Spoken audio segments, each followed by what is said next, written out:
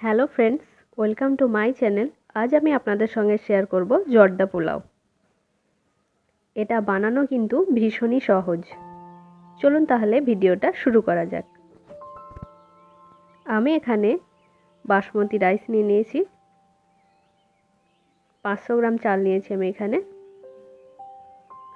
চালটাকে খুব ভালোভাবে ধুয়ে নিয়েছি। এবার এটাকে 1 ঘন্টার জন্য ভিজিয়ে রাখবো।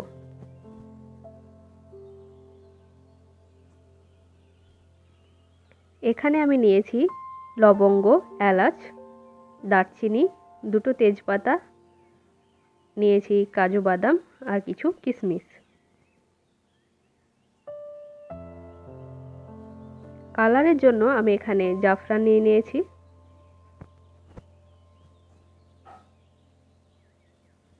আর নিয়েছি কেওড়া জল।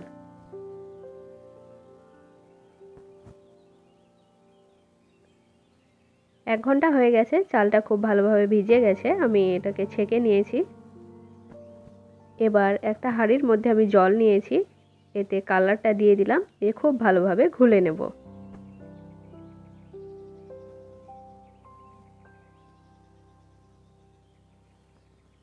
এবার এর মধ্যে আমি তেজপাতা দিয়ে দিলাম দারচিনি, 3টে ছোট এলাচ দিয়ে দিলাম, এলাচ আমি ফাটিয়ে নিয়েছি, আর দিয়ে দিলাম লবঙ্গ। এবার জলটাকে খুব ভালোভাবে ফুটিয়ে নেব। তার আগে আমি লবণ দিয়ে দিলাম আর খুব সামান্য একটু তেল দিয়ে দিলাম, যাতে যখন ভাতটা রান্না করব তখন কিন্তু ঝরঝরে হয়ে থাকবে। জলটা ফুটে ওঠার পর এর মধ্যে চাল দিয়ে দেব। জল খুব ভালোভাবে ফুটে গেছে। এবার আগে থেকে ভিজিয়ে রাখা চালটা দিয়ে দিচ্ছি, দিয়ে হাই ফ্লেমে চালটাকে সেদ্ধ করে নেব।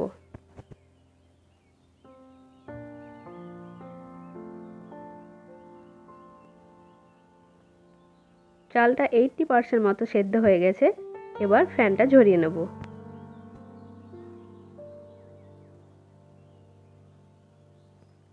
ভাতের ফ্যান ঝরিয়ে নিয়েছি। এবার কড়াইতে আমি 3 চামচ মতো ঘি দিয়ে দিচ্ছি।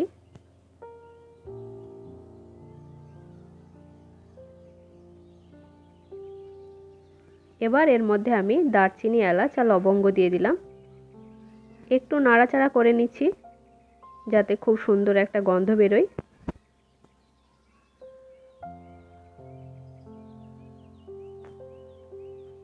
এবার এর মধ্যে আমি দিয়ে দিচ্ছি কাজু বাদাম। কাজু বাদাম দেওয়ার পর একটু নাড়াচাড়া করে নেব।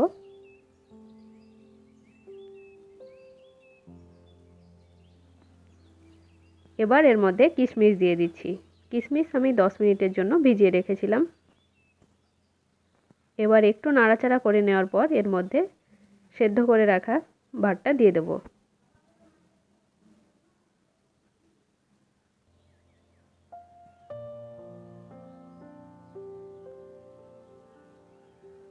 এবার এর মধ্যে আমি দিয়ে দিচ্ছি গুঁড়ো চিনি।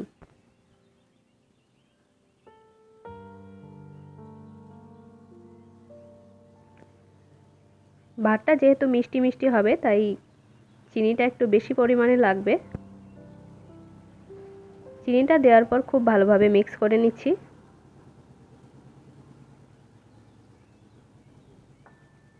এবার এর মধ্যে আমি দিয়ে দিচ্ছি লবণ।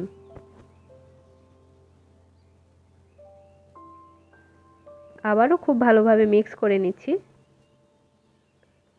সব শেষে এর মধ্যে আমি 1 চামচ কেওড়া জল দিয়ে দিলাম।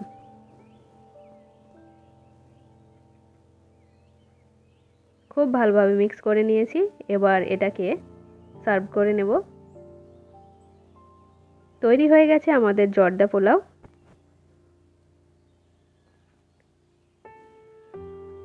আমার আজকের ভিডিওটি যদি আপনাদের ভালো লাগে তাহলে অবশ্যই একটি লাইক করবেন, শেয়ার করবেন এবং আমার চ্যানেলটি সাবস্ক্রাইব করবেন। ভালো থাকবেন, সুস্থ থাকবেন। ধন্যবাদ।